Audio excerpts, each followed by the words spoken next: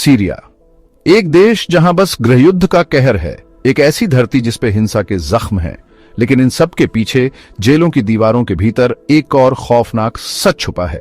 हजारों लोग इन कैद खानों में बंद हैं, जहां उन्हें अकल्पनीय बर्बरता का सामना करना पड़ता है। ये व्यवस्थित यातना और जबरदस्ती गायब कर देने की कहानी है।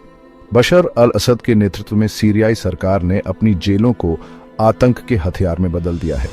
ये सुधार या न्याय की जगह नहीं है, ये काले गड्ढे हैं जहां मानवाधिकारों का नामो निशान नहीं। एमनेस्टी इंटरनेशनल और ह्यूमन राइट्स वॉच ने इन अत्याचारों का दस्तावेजीकरण किया है। इन कैद खानों के भीतर की भयावह वास्तविकता को जोड़ जोड़कर समझा है। उनकी रिपोर्ट एक भयानक तस्वीर पेश करती है, यातना के एक व्यवस्थित अभियान का खुलासा करती है। सीरियाई सरकार का आतंक का राज युद्ध के मैदान से कहीं आगे तक फैला हुआ है। इसकी नजरबंदी व्यवस्था के मूल में समाया हुआ है। ये एक ऐसी कहानी है जिसे बताने की जरूरत है, एक सच्चाई जिसे सुनने की जरूरत है। अंदर कदम रखिए। अगर आप इस खौफ को सहन कर सकते हैं, इस दमनकारी मशीन के पेट में, यहां हवा में डर, पसीने और सड़न की बदबू भरी है। कैदियों से भरी हुई भीड़ भाड़ वाली कोठरियां लगातार यातना से कोई राहत नहीं देती। खाना कम, पानी अक्सर दूषित और बुनियादी स्वच्छता न के बराबर। बीमारियां फैली हुई हैं, कमजोर शरीरों को खा रही हैं, जिन्हें बुनियादी चिकित्सा देखभाल से भी वंचित रखा जाता है। लेकिन शारीरिक अभाव तो बस शुरुआत है। यातना सिर्फ पूछताछ का एक साधन नहीं है। इन जेलों के भीतर ये जीवन का एक तरीका है। पिटाई आम बात है, अक्सर धातु की छड़ों, चाबुक और बिजली के तारों से की जाती है। कैदियों को छत से लटका दिया जाता है, उनके शरीर को ऐसी स्थिति में मोड़ दिया जाता है जिससे सबसे ज्यादा दर्द हो। नींद की कमी एक निरंतर साथी है। गार्ड कैदियों को जगाए रखने और भटकाए रखने के लिए कई तरीके अपनाते हैं। यौन हिंसा, अपमान और नियंत्रण का एक हथियार भी व्यापक रूप से रिपोर्ट की जाती है। पुरुष, महिलाएं, यहाँ तक कि बच्चों को भी इस भयावह परीक्षा से नहीं बख्शा जाता। बर्बरता के ये कृत्य अलग थलग घटनाएं नहीं हैं, बल्कि असंतोष को कुचलने, आतंक पैदा करने और सत्ता पर सरकार की पकड़ को चुनने वाली किसी भी आवाज को चुप कराने की एक सोची समझी रणनीति का हिस्सा है। सीरियाई सरकार की क्रूरता की कोई सीमा नहीं है। उन्होंने यातना की कला को निखारा है, मानवीय पीड़ा को एक भयानक तमाशे में बदल दिया है। एक विशेष रूप से भयानक तरीका है टायर, जहां पीड़ितों को एक कार के टायर में मोड़कर और दबा दिया जाता है। उनके शरीर को स्थिर कर दिया जाता है क्योंकि वे लगातार पिटाई सहते हैं। फ्लाइंग कारपेट में कैदियों को एक बोर्ड पर लिटा दिया जाता है, उनके अंग फैला दिए जाते हैं और यातना देने वाले उन पर वार करते हैं। फिर जर्मन चेयर है, एक भयानक उपकरण जिसे कष्टदायक दर्द देने के लिए डिजाइन किया गया है। पीड़ित को कुर्सी से बांध दिया जाता है, उनकी रियर को अप्राकृतिक कोण पर मोड़ दिया जाता है, उनकी छाती को दबा दिया जाता है, जिससे सांस लेना लगभग असंभव हो जाता है। उस पीड़ा की कल्पना कीजिए, उस बेबसी की जब हर सांस जिंदा रहने के लिए एक संघर्ष बन जाती है। और दुर्लभ टायर तरीके को न भूलें, जहां पीड़ितों को कार के टायर में मोड़ दिया जाता है और बेरहमी से पीटा जाता है।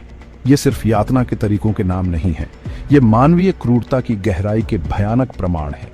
ये दर्द के औजार हैं जिन्हें सावधानीपूर्वक सबसे ज्यादा दर्द देने, शरीर तोड़ने और दिमाग को चकनाचूर करने के लिए डिजाइन किया गया है। सीरियाई सरकार के यातना तकनीकों का जखीरा मानवीय पीड़ा की एक भयानक सूची की तरह है, जो इस बात की कड़ी याद दिलाता है कि इंसानियत के दिल में कितना अंधेरा हो सकता है। सीरियाई सरकार की क्रूरता की कोई सीमा नहीं है।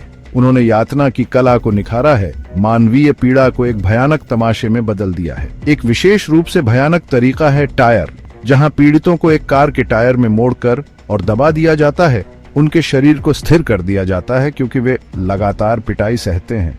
फ्लाइंग कारपेट में कैदियों को एक बोर्ड पर लिटा दिया जाता है, उनके अंग फैला दिए जाते हैं और यातना देने वाले उन पर वार करते हैं।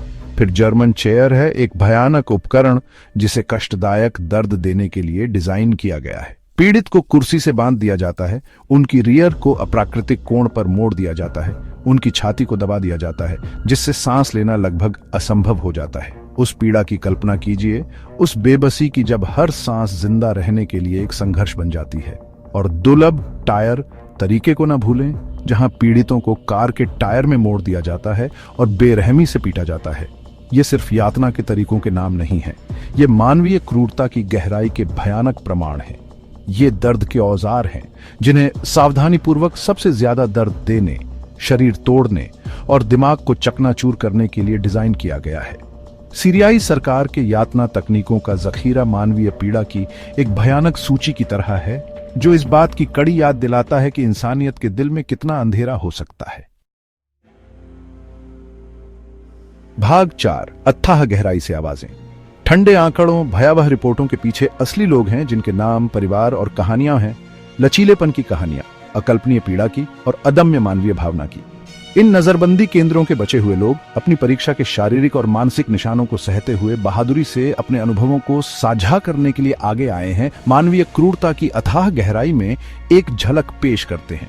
एक उत्तरजीवी, सामी नाम का एक युवा कलाकार, अपने भयावह अनुभव का वर्णन करता है। एक शांतिपूर्ण विरोध प्रदर्शन में भाग लेने के लिए गिरफ्तार किए गए उसे दर्जनों अन्य कैदियों के साथ एक तंग कोठरी में डाल दिया गया था। वह निरंतर भय, पसीने और पेशाब की बदबू और सन्नाटे को चीरती हुई चीखों का वर्णन करता है। वह वेलकमिंग पार्टी की बात करता है। हर नए आने वाले को दी जाने वाली एक क्रूर पिटाई, उन भयावहताओं में एक भयानक दीक्षा जो उनका इंतजार कर रही थी। एक अन्य उत्तरजीवी, फातिमा नाम की एक डॉक्टर, को घायल प्रदर्शनकारियों का इलाज करने के लिए हिरासत में लिया गया था। उसने महीनों तक यातना सही, जिसमें बिजली के झटके और यौन उत्पीड़न शामिल था। वह उन महिलाओं के बारे में बात करती है जिनसे वह मिली, कुछ 13 साल की छोटी उम्र की, जिन्हें हिरासत में लिया गया था और अकल्पनीय भयावहताओं का शिकार बनाया गया था। उनकी कहानियां हृदय विदारक और प्रेरक हमें याद दिलाती हैं कि आंकड़ों के पीछे असली लोग हैं जिन्होंने अकल्पनीय पीड़ा सही है। भाग 5, मौत का कारखाना, सैदनाया जेल। सीरिया के कई नजरबंदी केंद्रों में एक अपनी बदनामी के लिए जाना जाता है, सैदनाया सैन्य जेल। दमिश्क के उत्तर में स्थित सैदनाया सिर्फ एक जेल नहीं है, यह एक मौत का कारखाना है। एक ऐसी जगह जहां मौत की मशीनरी भयावह कुशलता से काम करती है। इसकी दीवारों के भीतर हजारों लोग मारे गए हैं, उनकी मौतें गोपनीयता में डूबी हुई हैं, उनके शरीर कूड़े की तरह फेंक दिए गए हैं। एमनेस्टी इंटरनेशनल अपनी भयावह report it breaks the human में सैदनाया को एक ऐसी जगह के रूप में वर्णित करती है जहां मौत हर जगह मौजूद है।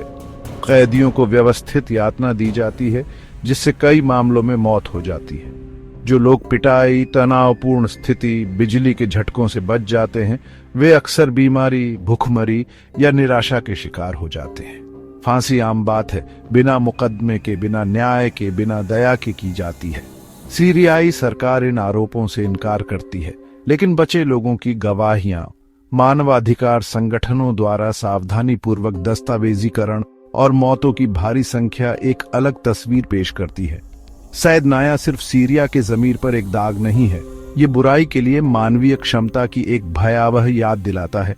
इस बात की एक कड़ी चेतावनी है कि क्या होता है जब सत्ता अनियंत्रित हो जाती है और मानवता को भुला दिया जाता है। भाग 6, चुपचाप देखती दुनिया। सीरियाई जेलों में हो रहे अत्याचार कोई रहस्य नहीं है, दुनिया जानती है। मानवाधिकार संगठनों ने दुर्व्यवहारों का सावधानीपूर्वक दस्तावेजीकरण किया है, रिपोर्ट प्रकाशित की है, सैटेलाइट तस्वीरें जारी की हैं और बचे लोगों की आवाजों को बुलंद किया है। फिर भी अंतर्राष्ट्रीय समुदाय की प्रतिक्रिया मौन रही है, ज्यादा से ज्यादा अपर्याप्त, और सबसे बुरी बात तो शर्मनाक रूप से मिली भगत वाली। प्रतिबंध लगाए गए हैं, निंदा जारी की गई है, लेकिन इस तरह की व्यवस्थित बर्बरता के सामने वे खोखले लगते हैं। सीरियाई सरकार दंड से मुक्ति की संस्कृति से उत्साहित होकर आतंक का अपना राज जारी रखती है। ऐसा लगता है कि अंतर्राष्ट्रीय दबाव से बेपरवाह है। संयुक्त राष्ट्र सुरक्षा परिषद राजनीतिक चालबाजी से लकवाग्रस्त सार्थक कार्रवाई करने में विफल रही है, जिससे इन अपराधों के अपराधी दंड से मुक्ति के साथ काम कर रहे हैं। यह निष्क्रियता एक खतरनाक संदेश भेजती है कि कुछ जिंदगियां कम मायने रखती हैं, कि कुछ दुख स्वीकार्य हैं। ये दुनिया भर के तानाशाहों और अत्याचारियों को उत्साहित करता है। यह संकेत देता है कि वे भी दंड से मुक्ति के साथ काम कर सकते हैं, कि दुनिया उनके अपराधों से आंखें मूंद लेगी। भाग 7, खामोशी तोड़ना, न्याय की मांग। हम इन भयावहताओं के चुपचाप गवाह नहीं रह सकते। हम यातना दिए गए लोगों की चीखों, गायब लोगों की दलीलों को हवा में लुप्त नहीं होने दे सकते। इन अत्याचारों के खिलाफ बोलना, पीड़ितों के लिए न्याय की मांग करना और अपराधियों को जिम्मेदार ठहराना हमारा नैतिक दायित्व है। उनकी कहानियां साझा करें, उनकी आवाज बुलंद करें, अपनी सरकारों पर सार्थक कार्रवाई करने का दबाव डालें, उन संगठनों का समर्थन करें जो इन दुर्व्यवहारों का दस्तावेजीकरण करने और बचे लोगों को सहायता प्रदान करने के लिए अथक प्रयास कर रहे हैं। आइए हम उनके दुख का सम्मान खोखले शब्दों से नहीं बल्कि ठोस कार्यों से करें। न्याय की लड़ाई लंबी और कठिन हो सकती है, लेकिन हमें कभी भी उम्मीद नहीं छोड़नी चाहिए। हम पीड़ितों के, बचे लोगों के, सीरियाई जेलों के अंधेरे में खोई गई अनगिनत आत्माओं के ऋणी हैं। कभी न भूलने के लिए, ऐसी दुनिया के लिए लड़ते रहने के लिए जहां ऐसी भयावहताएं अकल्पनीय हैं। एक ऐसी दुनिया जहां न्याय प्रबल हो और मानवीय गरिमा सर्वोपरि हो। चुप्पी कोई विकल्प नहीं है।